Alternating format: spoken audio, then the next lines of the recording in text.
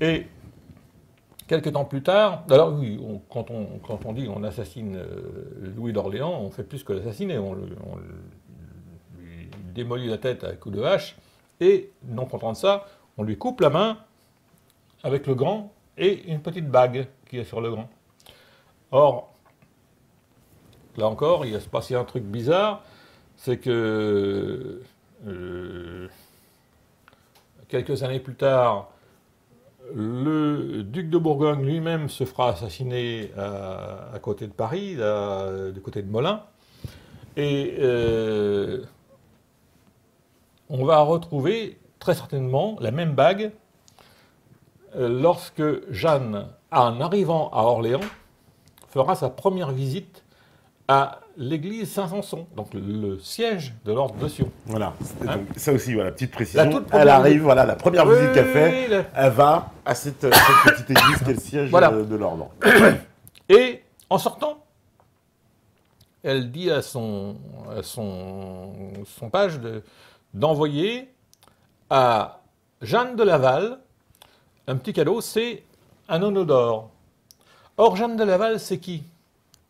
Eh ben, Jeanne de Laval, c'est ni plus ni moins que la veuve toujours vivante de Duguesclin, dont on parlait tout à l'heure. D'accord.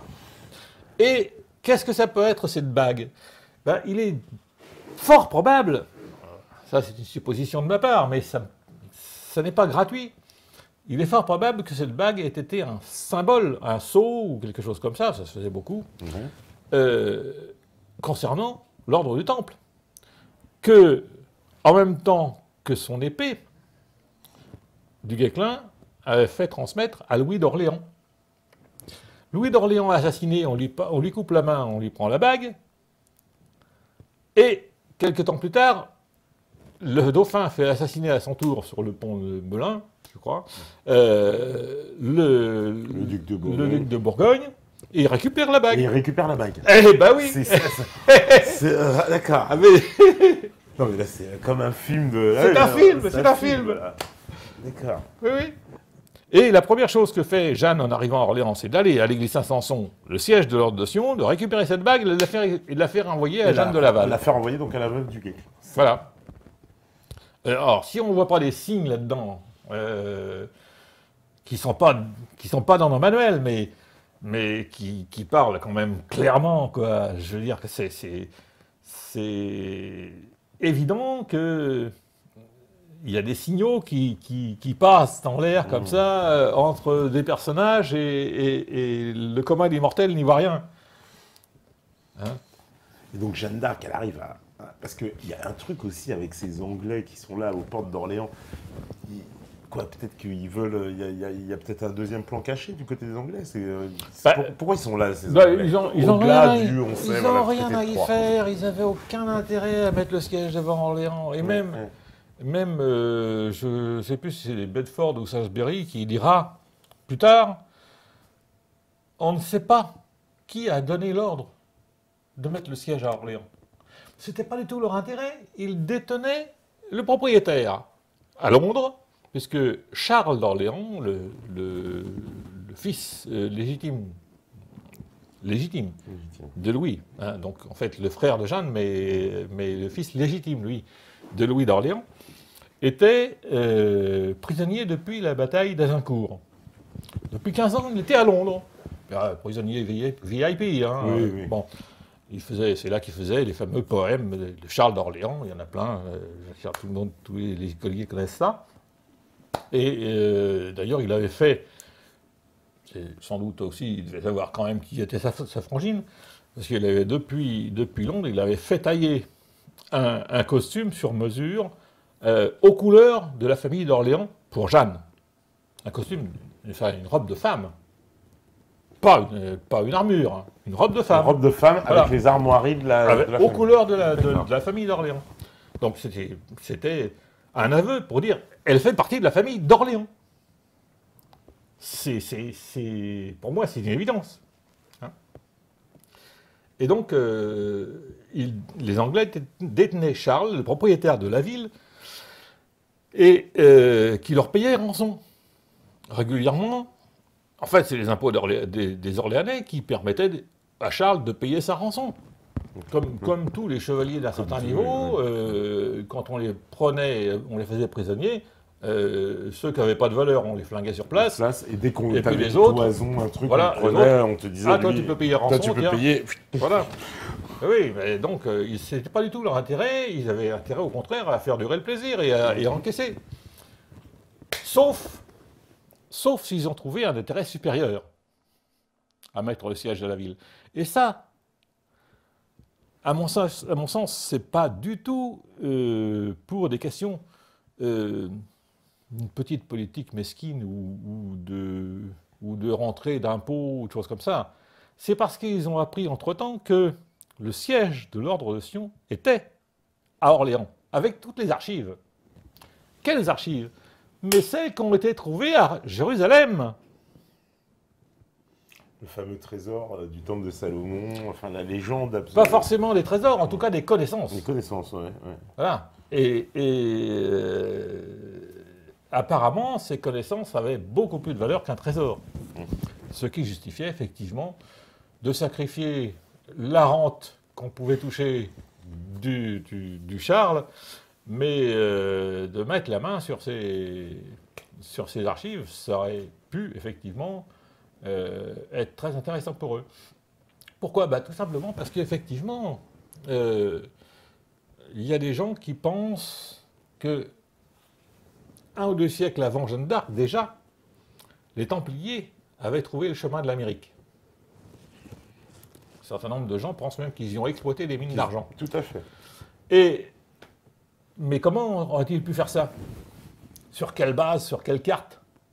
Mais des cartes, on en a. Des cartes, il y a la fameuse carte de Piri-Reis, qu'utilisera encore quelques années plus tard Christophe Colomb, ou d'autres navigateurs. Il y en a d'autres, des cartes, il n'y a pas que celle de Piri-Reis d'ailleurs, il y en a d'autres qui sont du même... Les cartes des Vikings, c'est stupéfiant aussi. Et donc, ce genre de choses, effectivement, pouvaient très bien provenir des connaissances accumulées non seulement à Jérusalem, mais avant même Jérusalem, à Alexandrie. Alexandrie, parce que, petite parenthèse, Christophe Colomb était un Templier lui aussi. Absolument. On a tous l'image de ces bateaux avec la croix templière. Ah non, mais beaucoup mieux que ça. Beaucoup mieux que ça. Quand on dit un Templier, ça ne veut plus rien dire. Logiquement, ils avaient disparu. Bon, en tout cas, ils étaient là, mais on ne peut pas dire Templiers, parce que c'était des Templiers occultés. Occultés, oui. Voilà. Par contre, ce qui est intéressant à savoir, c'est que le même Christophe Colomb, avant même qu'il ne parte pour son voyage vers les Indes occidentales, avait déjà rempli une mission pour quelqu'un qu'on connaît. Il était parti, je dirais, extraire du port d'Alger une galère qui avait été faite prisonnier, enfin, que les barbaresques avaient fait prisonnier, avaient capturé. Et il est allé chercher cette galère en opération commando, sur ordre de qui? Eh bien, le fameux René d'Anjou. Sur ordre de René d'Anjou. Voilà. Donc on retrouve encore les liens. Qui, jusqu'en 1480, c'est-à-dire pendant 60 ans, parce qu'il était depuis 1420 jusqu'en 1480, il était toujours le grand maître de Sion.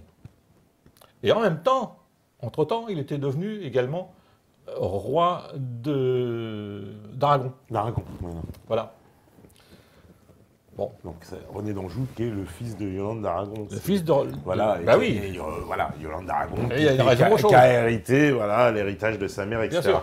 Mais encore une fois, on trouve toujours des connexions incroyables. C'est hallucinant. Et toujours les gens qui, comme tu disais tout à l'heure de ce puzzle, c'est-à-dire tu vas trouver des relations entre un tel et un tel et un tel, les plus improbables. On va trouver René d'Anjou, fils de Yolande d'Aragon, lui-même lié à Christophe Colomb, etc. Enfin, c'est quand même extraordinaire, ces interrelations. Alors, pour revenir à la petite anecdote dont on parlait pendant la pause tout à l'heure, à propos des Saintes Maries de la Mer. Oui. Jusqu'en 1400 quelque chose, les Saintes Maries de la Mer, on avait oublié complètement qu'elles existaient. Savez-vous qui a fait faire les premières recherches archéologiques de l'histoire de France? René d'Anjou. Encore ce René d'Anjou. Et il revient en plus sur les lieux du crime, si j'ose dire, donc à un endroit qui était passé aux oubliettes. On n'en parlait plus. Oui, tout le monde avait oublié qu'elles avaient débarqué là. Lui, visiblement, n'avait pas oublié. N'avait pas oublié. Parce que voilà, cet épisode, parce que là on refait encore un petit flashback quand même sur Sainte-Marie de la Mer, mais épisode assez incroyable où on apprend aussi que à cette époque, le seul moyen on va dire de venir en France depuis la Palestine, c'est en partant de Saint-Jean d'Acre, aujourd'hui Haïfa, et on arrivait que de deux endroits, donc Marseille ou Sainte-Marie de la Mer. Oui, Narbonne aussi. Narbonne aussi. C'est quand même assez extraordinaire qu'il y ait eu des lignes commerciales donc, qui partaient. Oui, c'est pas extraordinaire, c'est que les gens avaient installé tout ce qui concerne le commerce. Ça suppose une défense. D'accord? La possibilité d'ancrer un bateau et en même temps la possibilité d'une défense. Et à ce qui ne s'appelait pas encore les Saintes-Maries de la Mer, il y avait un oppidum, c'est-à-dire une petite forteresse. C'est tout naturellement que les gens venaient là. Et comme ils allaient aussi bien à Marseille ou à Narbonne, mais c'est pas par hasard. S'ils venaient là, c'est parce qu'il y avait effectivement de quoi les défendre. Voilà. Donc c'est parce que là, donc toujours le lien et cette ville, parce que tout à l'heure aussi quand on parlait de ce tableau de Poussin, ça a un rapport aussi avec Rennes-le-Château. Puisque... Le seul rapport que l'on peut vraiment faire, c'est que la ressemblance du paysage et du tombeau dessiné sur ce tableau, ça se rapproche énormément d'un tableau qui s'appelle le tableau des Montils, un tableau d'un tombeau qui s'appelle le tombeau des Montils, et qui a existé jusqu'en dans les années 80. Il a été rasé depuis parce qu'il y avait trop de monde qui venait. Mais en fait, il n'y a pas tellement d'autres raisons de rapprocher ce tableau de l'histoire de Rennes-le-Château. Par contre, si on se fie à ce qui fait la légende selon la traduction d'un certain nombre de documents, de manuscrits qui auraient été trouvés par l'abbé Saunière lors de la restauration de son église, alors sont vraiment des manuscrits authentiques ou pas, il serait question d'une traduction où on parle du peintre Poussin et d'un autre, je crois, Signol, ou j'ai perdu le... Ténier. Ouais, Poussin, Ténier. Et bon, est-ce que c'est suffisant pour faire un lien? Je ne sais pas. Par contre, si on cherche un peu plus loin, comme j'ai fait, on s'aperçoit que ce fameux tableau, œuvre du peintre Poussin, était accroché chez un gars qui s'appelait Nicolas Fouquet. Or, ce Nicolas Fouquet, qui protégeait donc, qui était le protecteur du peintre, ce Nicolas Fouquet était le grand argentier de Louis XIV. Et il s'est fait construire un château somptueux qu'on peut toujours visiter, qui s'appelle Vaux-le-Vicomte. Ah, très connu. Voilà. Ouais, d'accord. Et ce Nicolas Fouquet avait un frère qui était évêque et qui a été, sur sa recommandation probablement, nommé dans la région de Rennes-le-Château, à côté, un petit bled, enfin, une petite ville sympathique d'ailleurs, mais bon. Avait-il ordre de chercher quelque chose dans le coin? En tout cas, ce frère lui avait fait parvenir un jour un courrier en lui disant que le peintre Poussin détenait des secrets qui pourraient faire de lui mieux qu'un roi, ou que bien les rois aimeraient connaître ce secret. Bon, on ne sait pas lequel, on ne sait pas ce que c'est.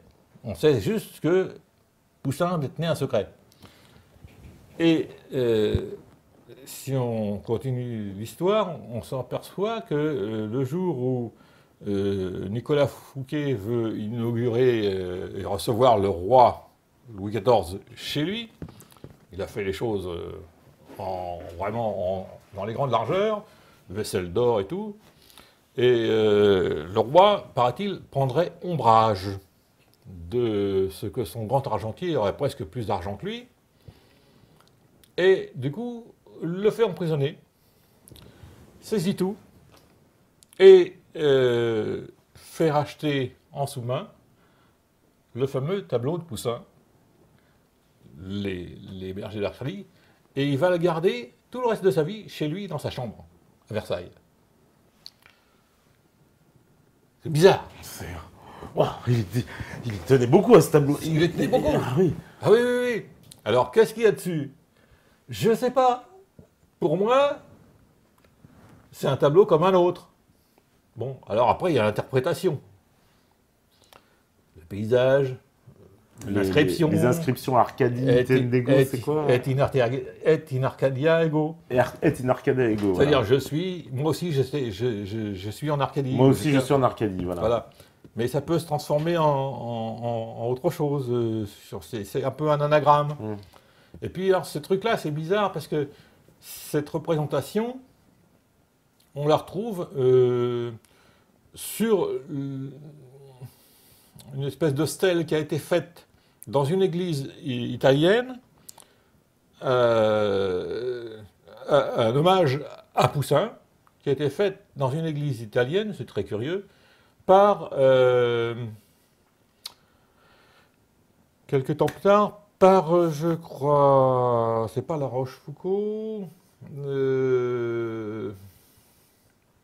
on le retrouve aussi dans le bouquin, peu importe. Et puis on trouve également la même chose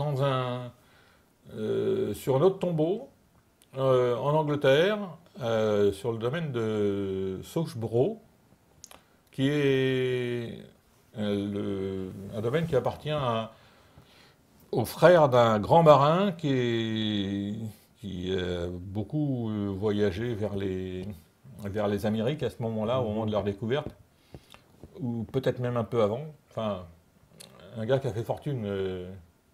Alors, est-ce qu'il a trouvé, je ne sais pas, un trésor? Est-ce qu'il en a enterré un? Est-ce qu'il a été chargé par les Templiers? On ne sait pas trop. Il y a plein de trucs comme ça. En tout cas, il a fait fortune et il a légué ça à son frère. Et son frère a fait construire des trucs tout à fait étonnants avec cette inscription, la même reproduction, un petit peu modifiée toutefois, et une inscription supplémentaire. Alors, et in Artiaga Hugo, et une inscription supplémentaire avec une énigme qui commence par D et qui finit par M, ce qu'on appelait l'écriture DM. C'est encore un truc très, très, très bizarre. Bref, mais ça suffit pas, parce que on parlait au tout début de la pyramide du Louvre. Ouais. On parlait de Mitterrand. Alors Mitterrand lui-même a fait, en 1980, je ne sais pas combien, élever un on peut pas appeler ça un bâtiment, on va appeler ça un édicule, sur le champ de Mars. Et sur cet édicule, consacré à la franc-maçonnerie, figure le nom de Poussin et ces quelques mots, et in Arcadia ego. Pourquoi?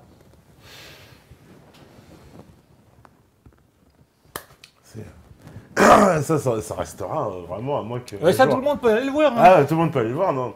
Mais la réponse, je pense qu'il va falloir faire sortir Mitterrand un jour, faire parler les esprits, on sait jamais. On va faire une pause, la régie elle est prête. On fait une pause, je les oublie pas. Et ben en troisième partie, on va répondre à toutes les questions. Il y en a plein en plus. On vous oublie pas. Ouais. Voilà, on va répondre aux questions en troisième partie. Là, on fait la petite pause et puis on revient juste après. Jeanne Lapucelle, voilà. Et à tout de suite, à vous la régie. Attention. Voilà, donc de retour sur la libre antenne, toujours avec Jacques Minier, toujours sur Jeanne Lapucelle, Jeanne d'Arc. On va prendre les questions des métanotes. Alors, il y en a pas mal. On disait par exemple, quel est le lien entre la constellation ou l'étoile Draconis et le tableau de Poussin, les bergers d'Arcadie? Bah, tu l'as expliqué. Oui, c'est pas une étoile Draconis, c'est une constellation. Et comme je le disais tout à l'heure, ça veut dire la constellation du dragon. Et l'étoile principale, la première qu'on appelait Alpha de Draconis, c'est cette étoile qui, du temps des Égyptiens, marquait le nord absolu. Et avec le changement, ce qu'on appelle la précession des équinoxes. La précession des équinoxes, voilà, merci. L'axe de la Terre varie et il faut donc réajuster assez régulièrement, tous les 2000 et quelques années, il faut réajuster l'étoile qui se trouve au bout de cet axe. Et à l'époque de la mythologie grecque, c'est-à-dire la succession des Égyptiens, on a donc inventé dans l'aile du dragon, on a baptisé certaines étoiles Callisto et Arcas. C'est maintenant l'étoile alpha de cette aile du dragon, c'est-à-dire Arcas, qui est devenue l'étoile polaire, qu'on appelle aussi Stella Maris, comme je disais tout à l'heure. Stella Maris en plus, ça fait voilà. étoile en de fait, Marie le lien c'est Arcas, Arcadie. Arcadie. Voilà. Alors, il y a une question, c'est vrai qui revient souvent, on me dit, ils ont tous été très étonnés. Bon, ça se voit qu'ils n'avaient pas suivi la première émission, mais sur les origines, on va dire, nobiliaires de Jeanne d'Arc, c'est que Jeanne d'Arc n'est pas une simple bergère. Alors ça les a beaucoup choqués. On me dit, mais quelles sont ses sources? Où est-ce qu'il sort ça? Alors, il y a toutes, voilà, précisons, toutes les sources, elles sont... Oui. Voilà. Toutes les sources, elles sont dans ton bouquin. Il y a toutes les sources. Voilà, ceux qui veulent vraiment compléter par rapport aux sources, allez chercher dans le bouquin. Voilà, il y a le roman lui-même fait 600 pages parce que bon, je me suis laissé un peu embarquer. C'est une enquête qui, je dirais, qui se déroule sur le plan de notre temps, une enquête contemporaine, mais qui porte sur l'histoire de Jeanne d'Arc.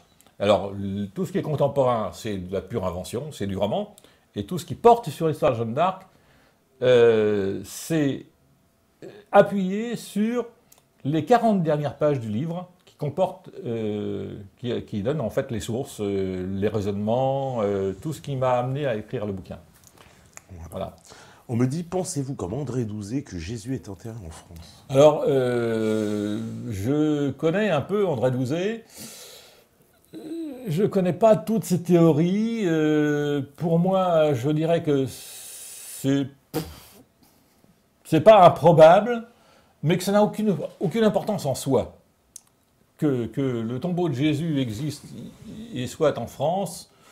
Il aurait même un lien avec le fameux axe de Roselyne aussi. Ah bah oui, non, oui, évidemment, il y a un lien. Parce que c'est tout le problème est là. Enfin, tout l'intérêt est là. Qu'il existe ou qu'il n'existe pas, un tombeau du Christ en France, à mon avis, ça n'a aucune importance. Pourquoi? Parce que, tout simplement, parmi les secrets de l'ordre, qu'on dit l'ordre de Sion, enfin qui s'appelait l'ordre de Notre-Dame du Mont-Sion, qui n'a rien à voir avec le prieuré de Sion de Plantard, parmi les secrets que détenait cet ordre, il y a, alors là j'en suis certain, catégorique, il y a des choses concernant la géologie, géographie et la géostratégie. Et l'important pour contrôler une société et une civilisation, c'est de contrôler ses bases. Or, ça veut dire contrôler le temps et l'espace. Contrôler le temps, on sait le faire, puisqu'on a, l'Église nous a gentiment donné ce qu'on appelle un calendrier, avec la date de naissance du Christ, supposée à instant zéro. Il n'y a pas d'année zéro, ça n'existe pas, une année, c'est un instant zéro, puis on compte, à partir de là, on compte l'année 1. Voilà. Donc, la marque du temps se fait à partir d'un instant zéro qui est censé être la naissance du Christ. Mais ça, c'est la marque du temps. Comment fait-on pour marquer l'espace? Ben, c'est pareil, il faut une ligne zéro. Et cette ligne zéro, ben, c'est le méridien de Paris, ou ce qu'on appelle la Roseline. Et à partir de là, au Moyen-Âge, et même bien avant sans doute, des gens savaient calculer les déplacements, la surface de la Terre, les longueurs, les méridiens, etc. Et ça, c'était un secret géostratégique. Ce qui explique que les Templiers aient pu effectivement aller en Amérique bien avant les autres. Parce que la difficulté pour se repérer en mer, c'est pas tellement la latitude. On peut toujours mesurer par rapport à la hauteur des étoiles. Le problème, c'est la longitude. Et pour mesurer une longitude, il faut un méridien. Il faut un repère. Il faut qu'il y ait un départ. Ouais. Voilà. En plus, on verra quelques siècles plus tard, à la Révolution, que ce méridien, c'est pas innocent. Et à mon sens, bien avant la Révolution, les gens qui détenaient ces secrets, dont un certain nombre de grands esprits, je dirais Léonard de Vinci, Newton, etc., qui, comme par hasard, sont tous aussi des grands maîtres de Sion, ces gens-là connaissaient la forme de la Terre et la façon de la mesurer, et la façon de se déplacer dessus. Alors c'est un avantage extraordinaire. Ouais, c'est un intérêt géostratégique. Ouais, complètement. Voilà. Et ce n'est pas par hasard non plus que Christophe Colomb ira chercher les Indes à l'ouest. Voilà. Parce qu'il connaissait ça. Et qui faisait partie, alors aussi, ça voudrait peut-être impliquer, hein, pareil, puisqu'on est dans la spéculation, j'ai envie de dire, est-ce que ça voudrait, ce fait-là, que l'Amérique ait pu être découverte, je veux dire, prématurément, de façon anticipée, sans que ce soit officialisé. Oh, je dirais même redécouverte. Redécouverte, bien sûr, voilà, redécouverte, on va dire. Est-ce qu'on peut dire que l'histoire aujourd'hui donc des États-Unis peut être intimement liée aussi à cette histoire aussi, de façon... Ah, mais incontestablement. Incontestablement pour différentes raisons. D'abord parce que on sait aujourd'hui que les Vikings étaient allés en Amérique bien avant Christophe Colomb.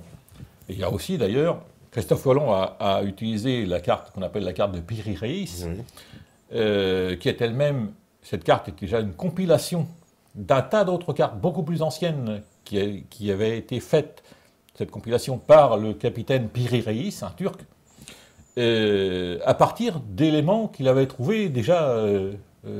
Alors, on peut supposer que ça vient très probablement des collections du monde d'Alexandrie, de l'époque égyptienne, carrément. Égyptienne. Et pourquoi je dis ça? Parce qu'on a trouvé dans un certain nombre de momies égyptiennes de la cocaïne. Or, la cocaïne, à ma connaissance, ça n'existe qu'en Amérique du Sud, Amérique centrale. Oui, pourtant, on a retrouvé la cocaïne, oui, tout à fait exact. Ouais. Et puis aussi, dans cette chapelle de Roseline, là, toujours la fameuse chapelle de Lord Sinclair, on y trouve la représentation d'animaux et de légumes qu'on découvrait comment de l'Amérique. Or, la chapelle est antérieure à la découverte de l'Amérique par Christophe Colomb. Oui. Donc ça fait beau. C'est vrai que ça fait beaucoup des dessins d'Indiens, etc. Voilà, des dessins d'Indiens, du maïs, enfin tout un tas de choses qu'on a découvert que bien plus tard. Donc effectivement... J'espère que ça répond à la question. Voilà, on me dit, êtes-vous agnostique vous-même? Vous avez parlé des Templiers de Jérusalem. et de Jérusalem en effleurant le sujet sans l'aborder. Étaient-ils des pratiquants de la théurgie? Alors c'est quoi la théurgie? Moi je ne sais pas.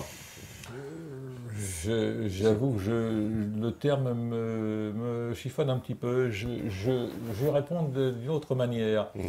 Selon moi, les Templiers sont restés 9 ans sur place sur le temple de Salomon, avant, bon, soi-disant pour défendre les chemins de pèlerinage, ça c'est de la foutaise. Parce qu'on ne voit pas ce que 9 Templiers pouvaient faire sur les chemins. Ouais, 9, oui. Et puis en plus, ils ont resté enfermés là pendant des années. Non, en fait, ils ont fait des fouilles. Ils faisaient des fouilles, voilà. Mais bien sûr. Et ils ont trouvé un certain nombre de choses qui avaient été cachées au moment de la démolition du temple par Titus. Voilà, le temple d'Hérode. Le temple d'Hérode. Voilà. Et donc, que peuvent-ils avoir trouvé ? À mon avis, ils ont trouvé des choses qui devaient apporter certaines nuances au dogme pratiqué par l'Église catholique. Mais sans pour autant vouloir la mettre à bas, parce que c'était pas forcément une mauvaise organisation, c'est juste que le Vatican, l'Église catholique, était plutôt une organisation temporelle. Et en ce sens, c'est pas forcément exactement le suivi des Écritures, en tout cas des Évangiles ou de la parole de Jésus. À mon sens, les Templiers étaient beaucoup plus proches et plus fidèles au personnage de Jésus que ne l'était l'Église. Et ça pourrait, on pourrait dire qu'ils étaient, je dirais, des gnostiques, mais c'est pas évident de décrire exactement quelle était leur foi. Ce que je peux dire, c'est que ils étaient suffisamment sûrs d'eux pour avoir fait avaler au pape le privilège exorbitant pour l'époque, parce qu'il y a seulement 2 autres ordres qui ont obtenu ce privilège-là depuis, et c'est les Jésuites et l'Opus Dei seulement il y a quelques années. Les Templiers, eux, avaient obtenu du pape, à l'époque, le privilège exorbitant de consacrer eux-mêmes leurs propres prêtres, sans être obligés de passer par un évêque.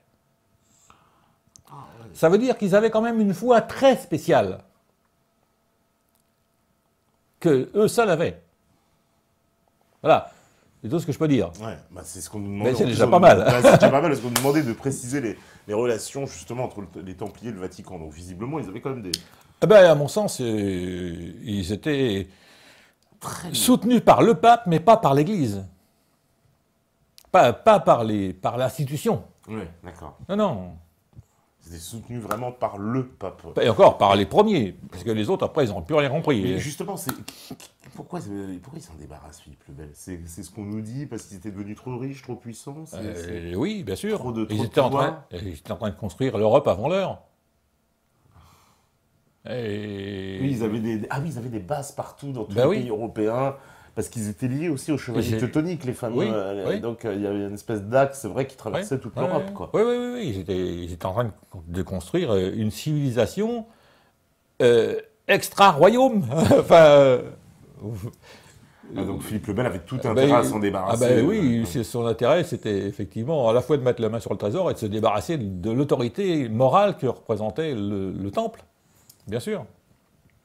Et parce que on chassait de France, mais dans les autres pays, ils subsistent. Non, oui, ils subsistent partout ailleurs. Ils subsistent partout ailleurs. Finalement, il n'y a qu'en France qu'on a un gros problème avec eux, mais après, ailleurs... Absolument.